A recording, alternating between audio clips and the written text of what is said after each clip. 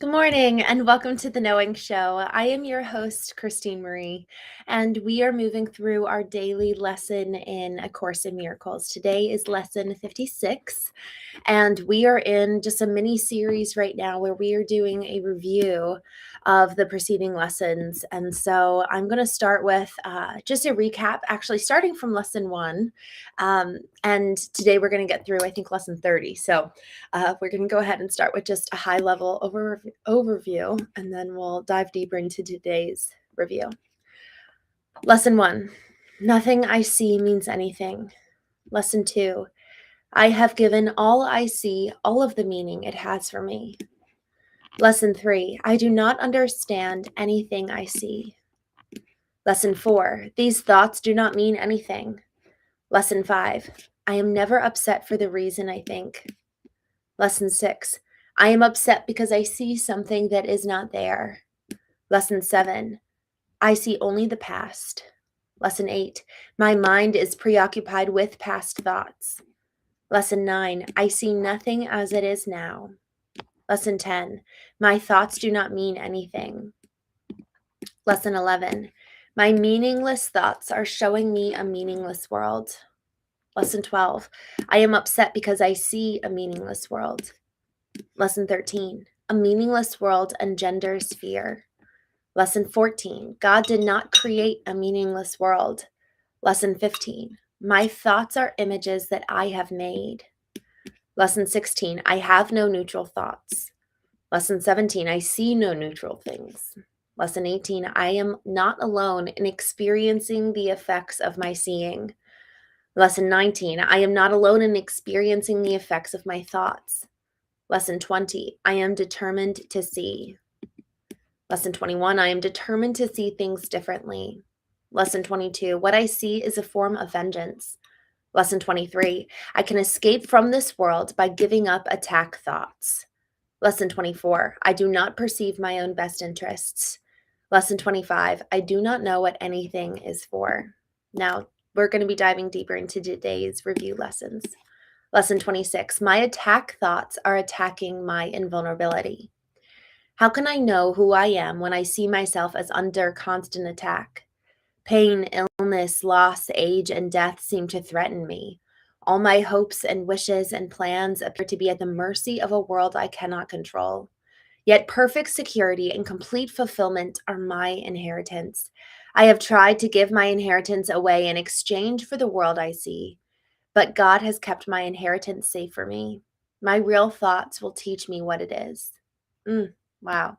Lesson 27. Above all else, I want to see. Recognizing that what I want, that what I see reflects what I am, what I think I am. I realize that that vision is my greatest need. I'm going to start over. Recognizing that what I see reflects what I think I am, I realize that vision is my greatest need. The world I see attests to the fearful nature of the self-image I have made. If I would remember who I am, it is essential that I let this image of myself go. As it is replaced by truth, vision will surely be given me. And with this vision, I will look upon the world and on myself with charity and love. Lesson 28. Above all else, I want to see differently. The world I see holds my fearful self-image in place and guarantees its continuance. While I see the world as I see it now, truth cannot enter my awareness. I would let the door behind this world be opened for me, that I may look past it into the world that reflects the love of God. Lesson 29. God is in everything I see. Behind every image I have made, the truth remains unchanged. Behind every veil I have drawn across the face of love, its light remains undimmed. Beyond all my insane wishes is my will, and united with the will of my Father. God is still everywhere and in everything forever, and we are part of him. We who are part of him will look past all appearances and recognize the truth beyond them all. Lesson 30. God is in everything I see because God is in my mind. In my own mind, behind all of my insane thoughts of separation and attack, is the knowledge that all is one forever. I have not lost the knowledge of who I am because I have not forgotten, because I have forgotten it. It has been kept for me in the mind of God, who has not left his thoughts. And I, who am among them, am one with them and one with him. Mm. Wow, y'all. Okay, so as I was reading this, I just remembered this verse. I'm actually going to pull it up because I want to do it justice. Okay, give me 1 second. I'm looking up this verse. Here we go. 1 Corinthians 13:12. For now we see in a mirror dimly, but then face to face. Now I know in part, then I shall know fully, as I have been fully known. And so much of what we have been reading through today is all about that. Like we're seeing through a veil, we're seeing only part of the picture. And there's an invitation for us this morning, every single day, to go beyond the veil. There's this biblical concept that when Jesus died on the cross, the veil, the curtain separating the presence of God and man in the temple, the curtain, this thick, heavy curtain, was split in two when Jesus died, indicating the separation between God and man is no longer here. We have full access to the presence of God. And that's the beauty of the Christ story, is that Christ is in us and that we have this access to God within, which is just absolutely incredible. No longer is God separated. And if you kind of look through history, there's parallel stories all throughout history indicating that God is wanting a relationship with us. I know the Bible more than any other religious text, and it's brought me so I guess you could say it's brought me so close to God when I have experienced the revelation of God through the words. Otherwise, it's just words on a book. In a book, you need the revelation of God whenever we experience anything, to tell us and teach us, to pull back the veil so that we can understand what is God's vision, what is God's heart in any category, in any experience, whether it's a face-to-face human experience with somebody, whether it's yesterday I had all these weird like little hiccups traveling, and it was just, I was curious. I was like, okay, what is God doing here? And having that lens of being curious to effectively be like, okay, God, what's going on? We get spiritual revelation. That's when we talk about spiritual intelligence. That's what I mean. It's like that. There's this other verse that I just love, Isaiah 30. It says, you shall hear a voice behind you saying, this is the way, walk in it. And I think all of us have experienced that to one degree or another. And there's intuition for sure, and there's also the voice and presence of God that comes in and helps us in our time of need and gives us divine little insights into what's going on in the world. And so this concept of like pulling back the veil, it's like, I love the thought where she says it's behind, like almost like this curtain of, we've got our thoughts, and so much of that is our consciousness. And so we've got our thoughts about who we are, about what's going on in the world. We've got our own preset narratives. But then behind that, almost like underneath that, is our true identity. Yesterday, we were talking about a therapeutic process that actually I kind of started my journey in, and it was called internal family systems. And the concept is that we've got layers of identity that have been built up in different parts that try to help us understand the world and navigate through the world. And as we peel back each layer, each false identity, each false self, we get to that core part. And in that core part, not just do we discover, oh, this is who God made me to be, but God's there too, in so many ways, because Christ is in us. He's in all. And so if we are willing to do the work, to really sit down, and part of this time where she encourages us to kind of like close our eyes and almost like get past all of those thoughts that are keeping us from accessing that core identity that is you and me, of who we were created to be in the first place, before we adjusted and adapted to who the world says we should be, and before we really started changing to be living in reaction rather than being proactive. That concept of the Son of God, and like, what's our identity? There's boldness, there's courage, there's integrity, there's there's peace, there's joy, there's all these traits of what we can and how we can live. But it's like the second we start looking around us, there's I just love that concept of Eve waking up in the garden. Like, I think so much of that biblical story is like that part of becoming conscious and becoming self-aware and self-conscious versus, knowing who I am and being aware in that regard, but being conscious in terms of, oh, who am I in relation to you? Not who am I in relation to God. It's changing from now vertical. Who am I in relation to God and who he says I am? Now it's, oh, who am I in relation to you?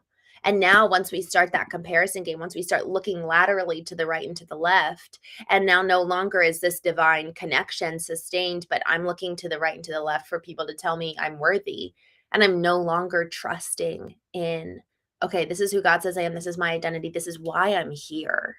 Now that integrity is broken once we start looking to the right and to the left. So much of this time in the morning is to pull back our focus, to pull back our attention and go inward and upward. It's restoring that vertical connection between us and God and with ourselves.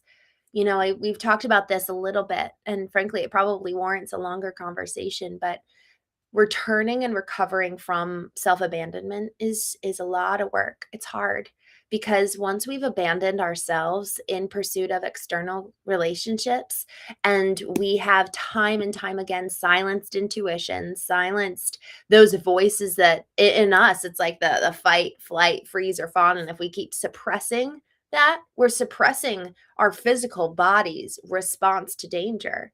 And so we get further and further from our true identity, our core self, but also from just even the ability to listen to what our body knows, that data.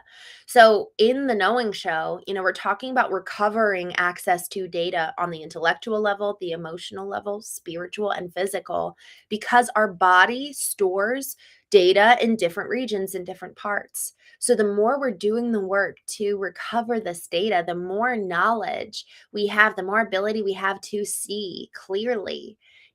For now we see dimly, but once we start doing the work, we can actually have access to what does God think? And we get access to the mind of God, which is just so, so cool. So now when I drive down the road and I see a man on the side of the road, I can see him as a miracle. And I can look at the barista and see her as a miracle. I can see myself as a miracle. And you can see yourself as a miracle. And this is where it comes full circle. If we want any change externally, we we tell people and teach people how to treat us. So if we view ourselves as a miracle, we're actually going to elevate the standard which other people now engage with us. And so it really is this cycle of, well, how do I think?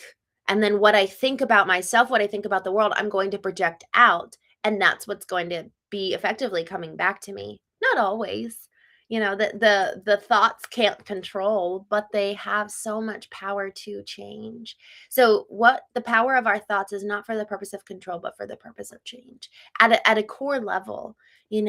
That's where it holds up a mirror for ourselves in terms of what do I want to change, and how do I want to engage with myself and with God, so that the external world around me changes and mirrors the integrity of what is true and what is good and what is lovely, what is peaceful.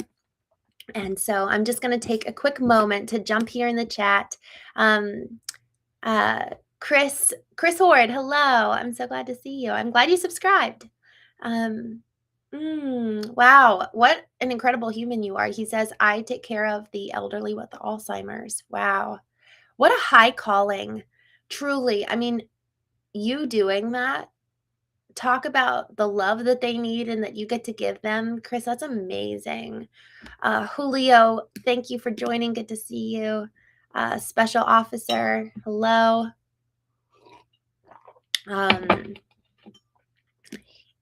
Himan, hello. Good to see you. Emlyn, yes. I'm just scrolling down because there are some inappropriate chats. Sammy, oh, I'm so glad to see you. Please know Sammy has been praying with us to hear your voice and tell you something, as we trust you and we need you to know what a difference is making. Sammy is really struggling, but wants to tell you. For those of you who don't know, Sammy is a dear friend of the show, and frequently he'll join us in the morning, and we'll just honestly we'll love on Sammy and pray for him. He had a pretty bad accident 2 years ago, and he found the Knowing Show, and he's been in a wheelchair since. And so we love you, Sammy, and we're so glad you're here. So thank you for joining. Bum Chow, good morning. Cadillac Jack, good to see you. Just scrolling down, Chris O'Lee. I love that. I'm gonna look up those verses. Thank you for sharing. Justin, thank you. I really appreciate you jumping in and saying, he says, please be respectful, guys. Justin, I'm not married, but I do appreciate respect. So thank you. Joel Mathis, good to see you. New agent. Sammy, we are all here listening. Sammy is about to be transferred from bed to the chair in the next 20 minutes as he is really struggling with his trach and ventilator at the moment due to his new neck brace. Oh, Sammy, I'd love to pray for you at the end of this before we jump off. I can't imagine how painful and how hard that is. Y'all, I think one of the best prayers that we can have. Oh man, and I just want to take a moment. Sammy, I truly can't imagine how hard this is for you. And I want to encourage you for pursuing the things that are bringing life to you in this season, which even just this show, I'm so glad you're here. I'm so glad you tune in. We love you. And y'all, Sammy is such a good example of why we need to have, we talked a couple nights ago about how do we recharge, and we talked about how we recharge emotionally, mentally, physically, and also how do we recharge spiritually. Y'all, we need to know what brings us life, what is healing for us, what, like, when we are down, when we're in the season of depression, when life is just feeling overwhelming, what is that thing that we just derive so much hope from? We have to have those things, because otherwise, man, it's like life feels impossible. Somebody asked on the Knowing Show a couple nights ago, he said, I feel so lonely and I really need companionship. And he said he was older and he just is like kind of in his later years and really struggling to find hope. And he asked, he was like, what are some things I could do? And I just encouraged him to serve. Like, who else is lonely? Chris, you're saying you're working with folks with Alzheimer's. My niece, she's 11 years old, and she did it. I just helped her. She started this nonprofit where she takes crafts and cookies to nursing homes and retirement homes. And we just sang for them over Christmas and sang for them over Valentine's Day. There's so many people who need love. And so if we're willing to restore our souls enough to be able to be at a point where we can give. And sometimes in the giving, that restores our souls too. People need us and we need each other. It's really amazing that the giver actually is filled as the taker takes. So as long as it's within healthy boundaries. But y'all, giving and serving and living life for the good of the community around us, there is so much purpose in that. We weren't made to be selfish. We weren't made to just be kind of in our own little silo of life. We were made to engage with the world and with each other. And so if we're struggling and we're in seasons of depression and just really, really having a hard time, how can you serve? And I think that that's one of the best ways. How can you serve? How can you actually really invest back into those who have given to you? And how can you restore, like, what is the recharge in each one of those categories for you? Because then we can really, really make an impact in the world. So Sammy, all that to say, I'm so glad you're here, and I would love to pray with you before we wrap up today. Okay, just moving down. Alex, I've never heard of the term spiritual intelligence. It's so interesting. I was writing my book. Next week, I'm planning to finish it, and it just hit me that there's data that we all have in a spiritual perspective, and there's data we have emotionally. We store data, and so there's an intelligence there. There's an intelligence on old data, and there's intelligence on new information, and it is like passions. Any way that we're storing data, any way that we're getting new information, and I like to a computer system. So you've got uh, looks like I'm reconnecting.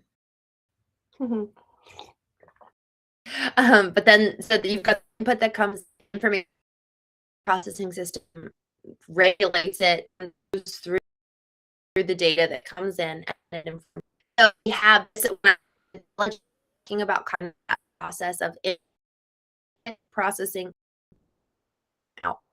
And so every single bit of is going through that process of spiritually. Retro Rocket, good morning. Good to see you. Bill Mathis, have you ever sinned without feeling guilty? I don't think so. I think I have had I think I felt guilty every time I have. Oh, Sammy, we have prayed to hear for you. And Sammy, we are all grateful for you. Sammy right now is broken with hearing about his scans, but you make a difference with your voice. Please know you help. Sammy, if you're the only reason why we have a knowing show, that's enough for me. And I'm just so grateful I'm so grateful, y'all. I just what you just said here. This really is this knowing show. We're going to be starting a community couple of weeks in March after I'm done my book next week. And this is really what I'm called to, branding a marketing business, which I love. And this process of just really helping people know who they are and live fully and experientially and heal. Man, the fact that I just keep thinking about that man who has no legs, no arm, and he only has one finger on the other arm. The fact that he is able to find joy in life and find purpose and meaning in life with that physical state. I'm like, all right, like all of us have that ability to experience kind of hope and that kind of joy. Y'all, thank you so much for joining me this morning. I do need to jump off. Jim, Bob, good to see you. Raptor Death, Danny, hello. Sorry, I need to go. I have a meeting here in just a few minutes. Y'all, I am going to Danny boy, I can see your chats. Hello. He says I'm watching this at work. All right, y'all. Danny says, why are you not at work? I work from home, so I'm actually just about to jump into a meeting. Y'all, Sai, good to see you. Man, good to see you. Good morning. Y'all, I am going to say a prayer for Sammy, and I'd love to say a prayer for anybody else who needs it. And then I'm going to jump off here. So if anyone else has anything that they'd love prayer for, please go ahead and put it in the chat. And we'll go ahead and start praying. All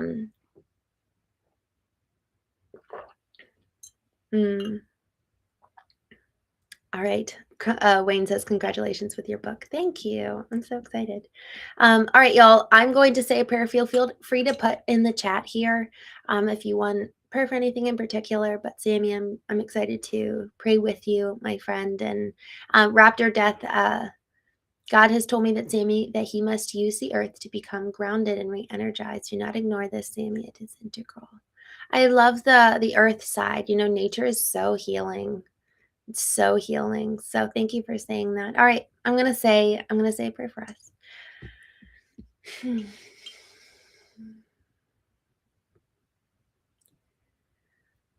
God, I just thank you for the reminder this morning that all things are possible with you.